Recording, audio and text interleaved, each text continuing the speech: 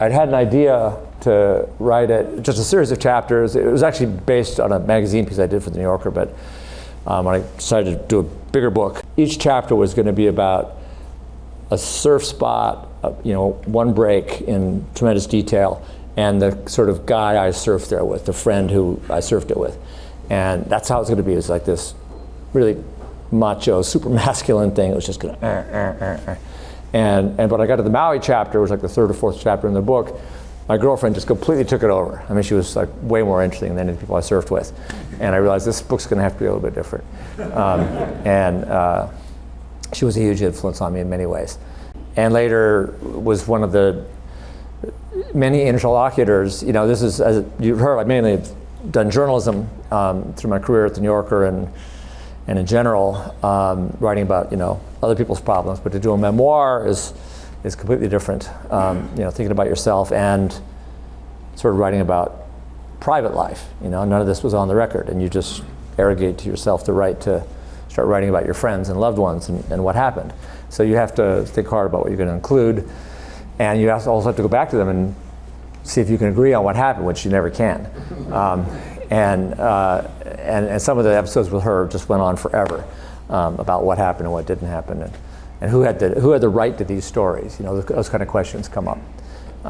But I was glad. I mean, I was grateful for her in my life generally, but also for the way she kind of blew the book apart and made it a completely different type of book than what I'd planned. I should say that this book actually started here in San Francisco. I was living here in the 80s and freelancing, and I wrote my first little piece for the New Yorker in '84. It was written from Nicaragua about the Contra War that was going on then.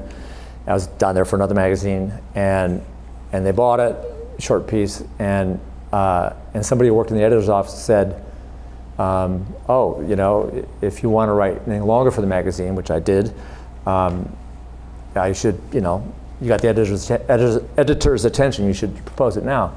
So I thought that meant like I had 5 minutes, for turn, and so I couldn't come up with an idea, and I just proposed a profile of the guy I was mainly surfing with at Ocean Beach, and I saw it as a kind of John McPhee type.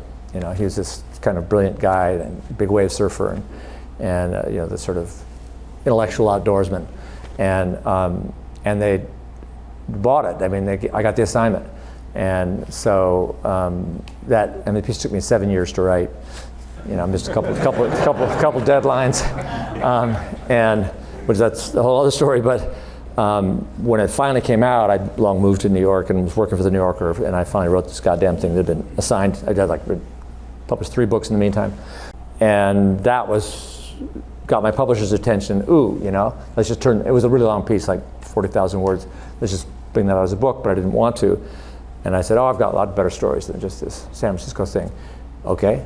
Write them. So that's what set me to doing it with at first a very kind of pin-headed idea of what it would be.